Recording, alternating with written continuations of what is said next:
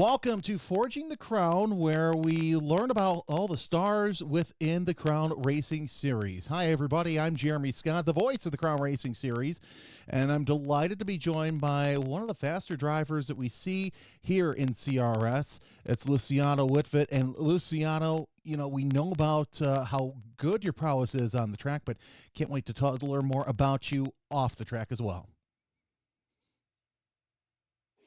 Yeah, thank you, Jeremy. Thank you for having me. I'm excited to be here. So let's bring it on. All right, let's learn a little bit about Luciano, where you came from, and basically your roots. Well, I come and grew up in the Netherlands, and my roots is basically all thanks to my dad.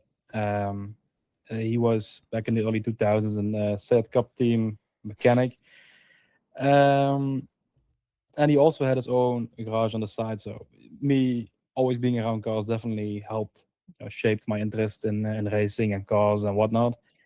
Um, when I was, I think, 10, 11, I got into a brief karting stint that I couldn't pursue professionally or any more advanced because of the funds in racing. And the next best thing you can do is hop on a simulator and drive esport. But that's something I didn't figure out until 2020 when I got into, let's say, professional esport. Um, so that's basically when I started on Race Room and um, tried to do as many events as I could, go to ACC, now to iRacing, and yeah, since I've started, I've basically been only doing sim racing and nothing else. And of course, you talk about the SEA Cup. It's unfortunate that we don't have it much anymore, really, in the iteration that you were a part of. What was that like in the heyday of SEA Cup? Well, it wasn't that I was involved in the whole Seat Cup process a lot. I was really little at the time, but from what I've known from it, it was really affordable. It was basically these factory ready Seats that you slap on a roll cage, tune up the engine a little bit, and it got more advanced over the years. Like teams were inventing new ways to get quicker on the track that were still within the limits. But it was a big field back then. It was affordable, so you had 50, 60 car grids. They had these long 24-hour races that they did, and it was not only amateur people driving it was also a lot of quick professional Dutch race car drivers or Belgium or German, whatever. So you had a lot of amateur teams going against pros and actually sometimes beating these pros and getting into a top 10. So it was really affordable and a really great way to get into racing. Well, and I think also that you take a look at your region of Europe, and there are a lot of great drivers who have come from there. I mean, yeah, we got Max Verstappen, but you got to stop and think. You got Jan Halen, the Schumachers. So much great talent has come from that part of Europe that it's really neat to see. And I'd imagine that watching some of those drivers was quite kind of neat. Yeah, definitely. As a kid, you don't really focus on other drivers too much. You just see the cars and everyone going fast, and that really pulls you in. And once you get older, you start to really look more at the names. And obviously, when Max Verstappen got onto the scene, you pay attention even more because it's a Dutchie itself. So that's when you get even more into racing, and then you're not only looking at the top tier of racing, Formula One, but you look at WEC, GT World Challenge, or back then the Blank Pain series, and yeah, you start to develop a kind of love for racing for all kind of disciplines instead of just one discipline. I love how you mentioned the Blancpain series and how it, became now what is GT World Challenge, which I'm used to hearing that over the years here in the States is where that originated from. But it but still, that still shapes who you are. And of course, you also talk about your dad and how that's how you got into racing. What was that like learning the sport through basically your dad? In the beginning, tough because I never really did anything professionally up until that point, and karting was the first major thing that we did together, and that he was strict on. As in, you need to do this, you need to do that. You come out of the cars, tells you what you did wrong, you go back out, and the same actually happened again with sim racing. When I got into sim racing in 2020, it was kind of I had to start over again because I didn't know where to go in terms of events, didn't know what to do in terms of setups, and that's where he came into play. Like he did not only teach me what to do on the track, when to make moves, but also what to do with a car. what to do with the social aspect, because that's obviously very important in the world of esports. You got to make connections here and there, and that's something that a lot of people tend to forget. Like, we're still a people sport, and it's good to have those connections. And that's something he taught me early on. Now, of course, what was the whole reason behind getting into sim racing? We know that you are like a lot of other drivers who really got in at the start of the pandemic. For me, I was always on console basically, so I've always been on Xbox or PlayStation, and around 2020, I got a laptop, and I always knew, the big esport event, if you want to do racing, is on PC. So I fired up a laptop and um, started driving Race Room, which was free at the time, and they had co- coincidentally the Seat Cup challenge, which I started getting into, and I did that, and I got a few good results, and my dad started seeing, some actual worth into the racing, and we knew there was a shot at maybe someday making a job out of it. But he always told me, like, the chances are very slim.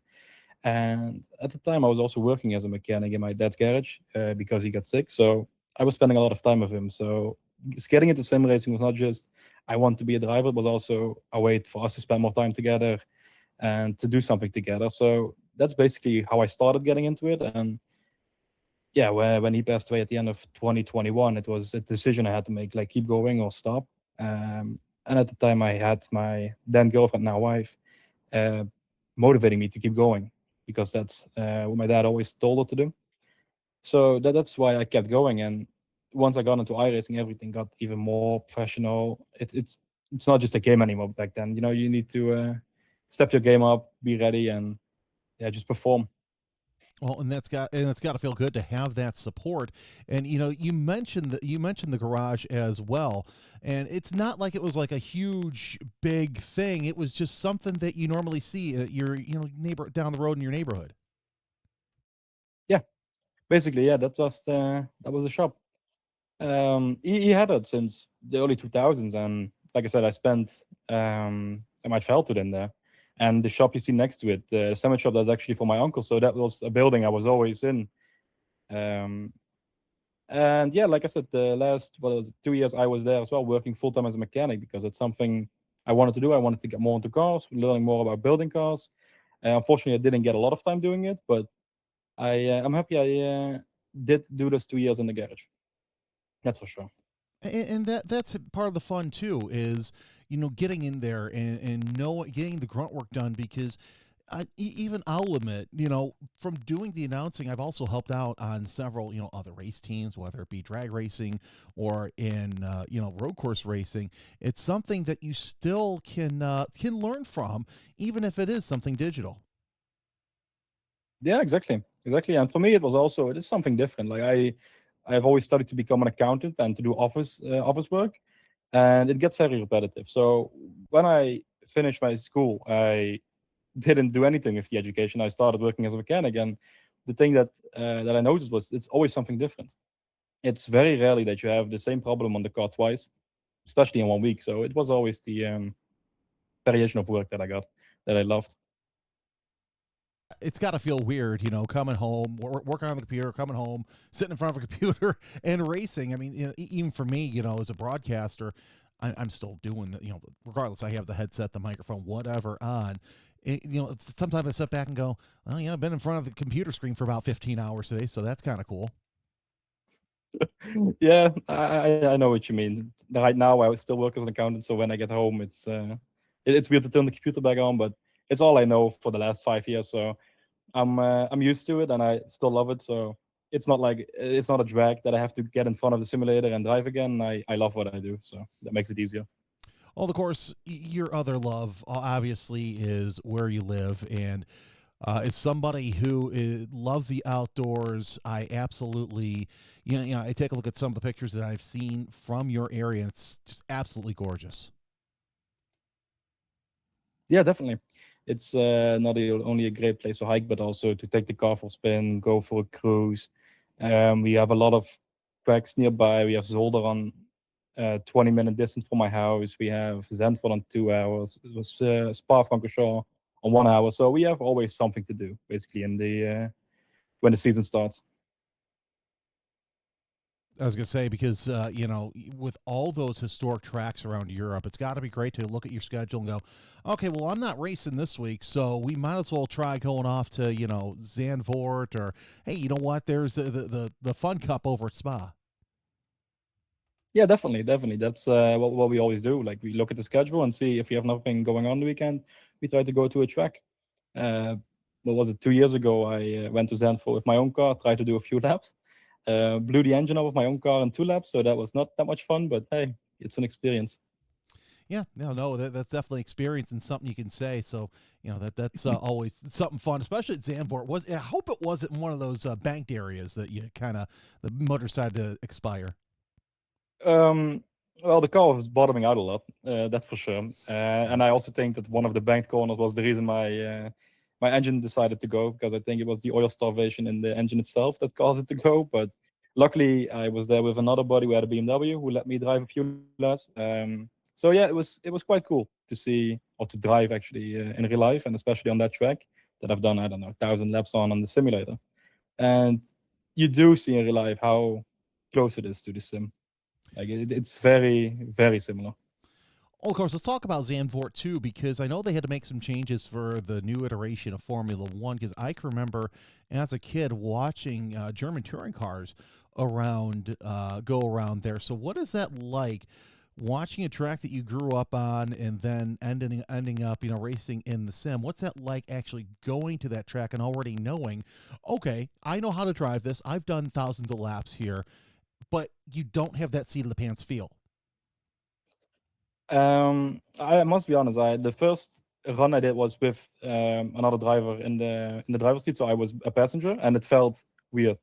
Like you just moved around, you don't know what you're feeling, and then after that, I got in the driver's seat, and it was 2 laps, and then everything felt normal. It's like you adjust to the car because you're basically driving a souped-up street car, but everything is the same as in the sim. You have your braking points that you have the lines that you take that are basically the same.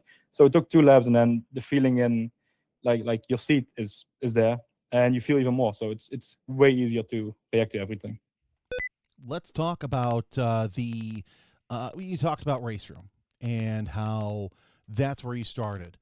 When did you decide to progress from race room to eventually iRacing, and what did path did you take to get there? Well, it was 2020 when it was a full year of race room. I would say that's where I started, and 2021. It was also mainly esports focused on race room, but I started an iRacing subscription to just see what it was all about, and I did some races here and there. But before I went to iRacing, I actually took a detour to ACC and spent, I think, a year on that, year and a half on that. And that was because of my team back then. They weren't involved in iRacing. So everything was happening on Raceroom and ACC. Raceroom eventually got cut off a little bit more because there weren't as much esport events going on anymore.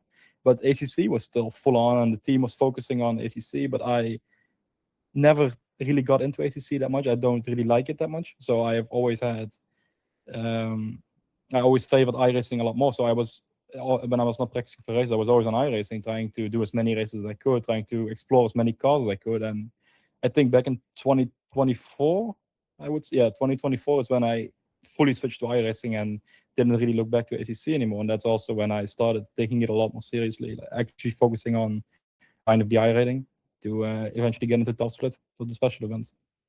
And that's the thing too. It's interesting to see how some drivers they struggle with their I rating, but you and a handful of other drivers, it didn't take too long to get into those the I rating to where you could get into the top splits and be a part of these big broadcast splits.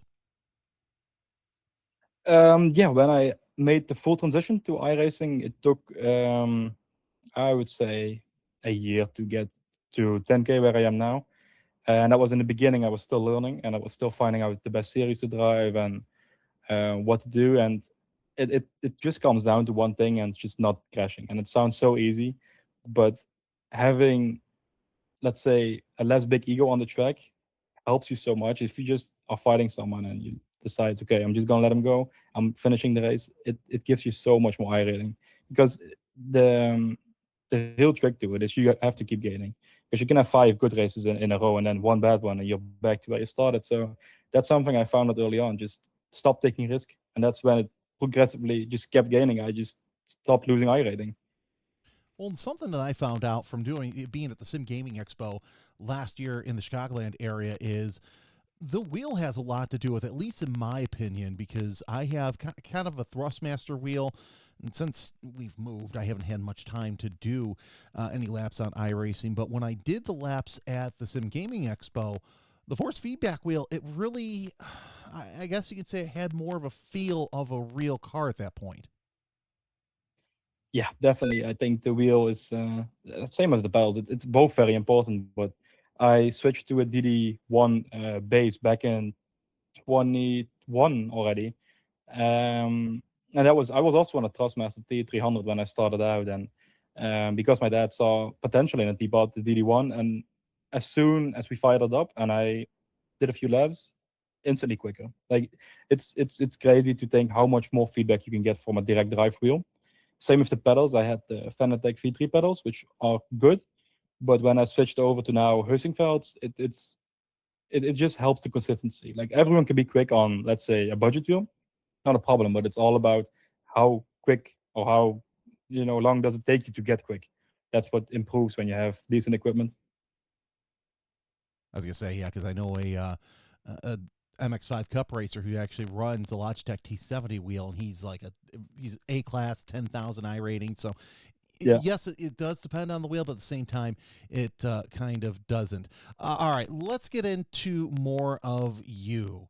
What is the last movie that you saw, and really, what kind of movies do you gravitate yourself to? Everything. I watch everything from comedy to horror to action. I don't mind what it is. I think one of the last movies I watched was Lamar 66 with a buddy who hasn't seen it, who hadn't seen it back then. So I wanted to show that to him. So that was the last movie I saw. Yeah, I mean, do you get to cinemas at all? Do you go out to the theaters? Anything like that? Yeah, if it's a good movie that I'm really looking forward to, then yes, I would go to the cinema. I haven't been there in a long time. I think last year was the last time. Um, it's just everything is overpriced there. So, and it's also the free time. To be honest, in the weekend it's mostly racing. And if I get to do something, then yeah, cinema would definitely be something I would love to do more. Yeah, definitely. I actually saw Oppenheimer as the last one because really, I mean, who has time when it comes to racing season to do that? With that in mind, I know that you're usually in front of a computer all day. Do you listen to music a lot when it comes to your accounting job? And if you do, what do you listen to? In the accounting job, it varies. It can be some nice quiet music, but in the sim, it just depends. It can either be the white girl music that is on, or classic rock, or whatever, or hip hop. It just all depends on the mood that I'm on. I like that. The white girl. I've got to use that because I actually work at a radio station conglomerate, so I can use that with some of my friends down the hall.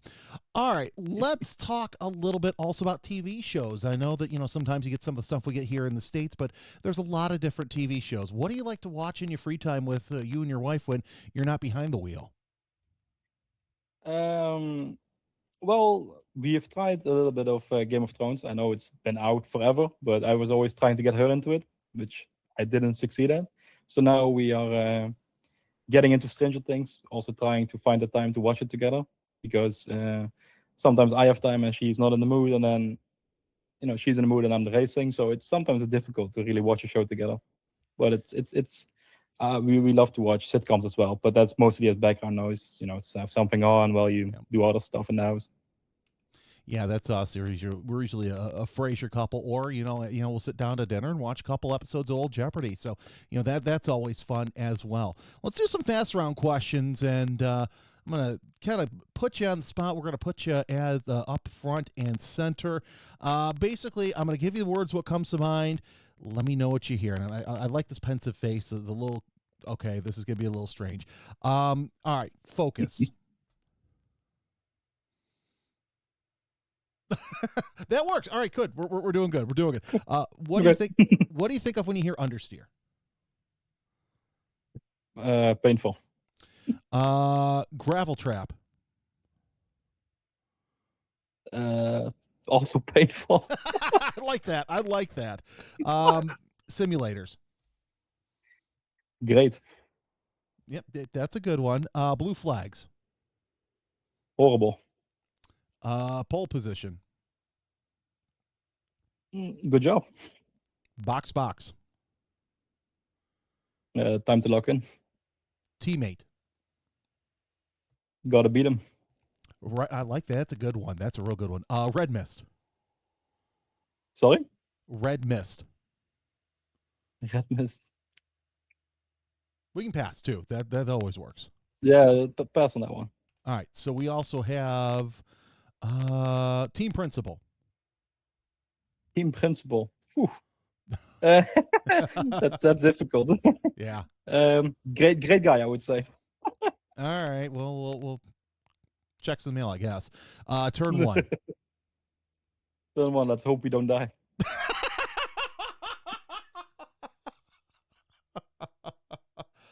Oh, yeah, it was a couple of races I've called over the past couple of weeks. Retirement. The time and day is ruined. Race stewards. Either hate them or love them. Or sometimes they have some words to say about you no matter what you're doing. Yeah. Gap. Got to always be extending. Media day. Something I need to improve on. All right, all right. Here's a good one and something I need to stop having so many of. Cheat meal. Cheat meal. Gotta have less of those. There you go. Off season. Boring. Helmet hair.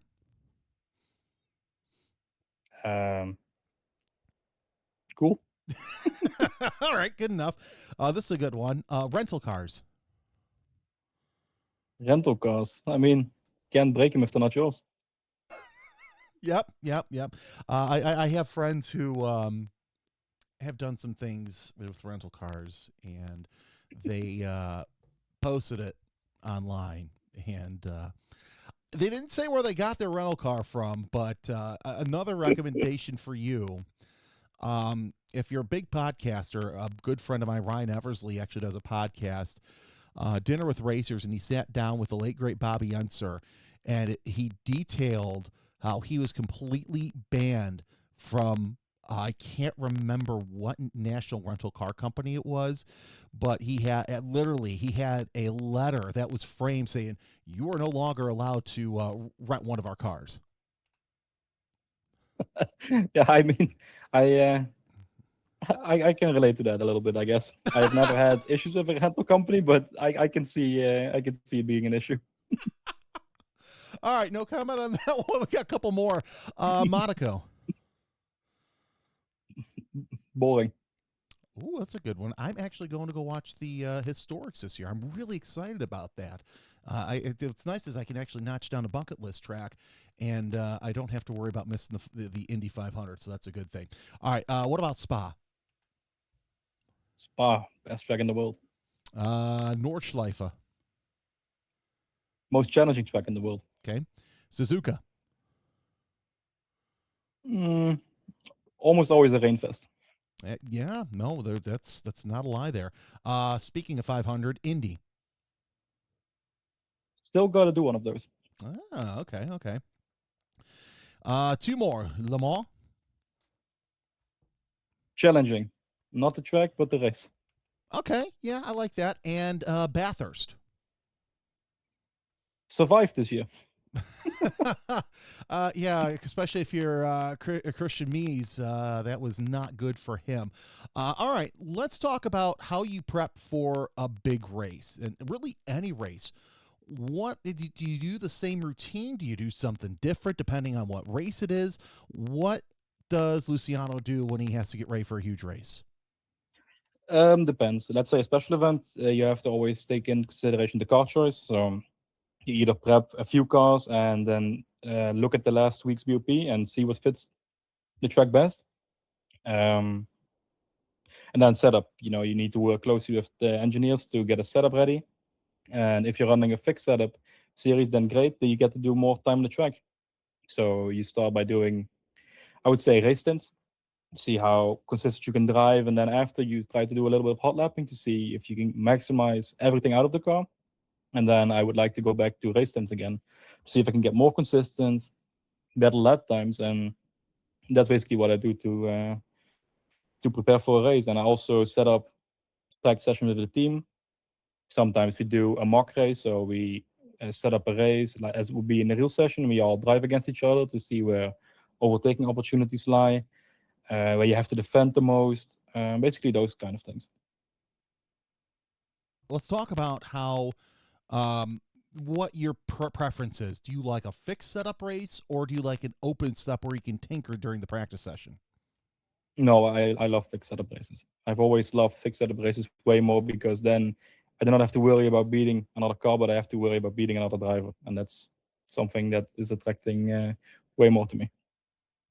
Okay, so that that basically kind of bodes into a lot of the special events that you do, because a lot of those you can do that, but you're also sharing with your teammates, so it makes life a little bit more difficult. Yeah, definitely. For special event, it's always tricky because you need to set up a car not only for you, but also that everyone can keep it out at the wall, basically. So you can get a really loose setup that you really love and that's on edge, really quick. But if, let's say, the third guy is not comfortable with it and it can go into the wall after hour 4, then it's no good. So you need to always find a middle ground on how a car is set up, which can be quite challenging for special events. And of course, you talk about BOP, so obviously that does kind of bode into your car choice. But if you're running a series like CRS, where you have to stick to one car choice throughout the whole season, what goes into your thinking for that? You need a great all rounder. So you can have a car like a Mustang that is really good on raw pace, but as we've seen, it's not the best on fuel. And in a race as short as an hour race, you need a car good on fuel. So that's why the Ferrari got more into play because my team has always been driving the Ferrari a lot. So I figured, let's go for the Ferrari as well.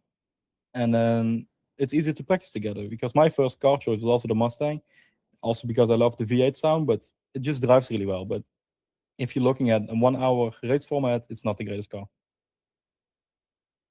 No, and that's very true. And we're seeing that especially up and down the system where, the shorter racing, the shorter sprint series, that's very Mustang heavy, but you get into the 2, 3, 4 hour, and yeah, you have more and more Mustangs and more Astons, but the sprint series have a great healthy mix of the GT3 format. Yeah, exactly. That's what I mean.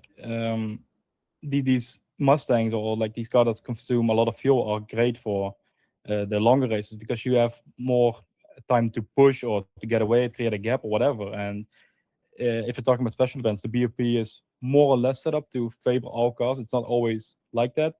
But if you're running a series like CRS right now without a BOP, you really have to take everything into consideration. And you just need a good all-around car like that. That's good enough on every track that a driver can make the difference. Well, Luciano, thanks for taking the time to chat with us today. Anything else you want to get out there to our fans can, follow your progress, or, learn more about you if they want to find out more? Yeah, I would say follow my Instagram and also follow the Project 26 Instagram. That's a team I started, what is it now, 5 months ago with a bunch of other sim race fans that really wanted to get involved. So it was 6 of us. We are growing to about 10 drivers right now and always looking for new drivers. So don't hesitate to contact us. Well, fantastic. Well, good luck the rest of the season here. Good luck all throughout the service, and thanks for joining us on Forging the Crown. Thank you, Jeremy. Bye bye. And we'll see you next time here on the Crown Racing Series YouTube.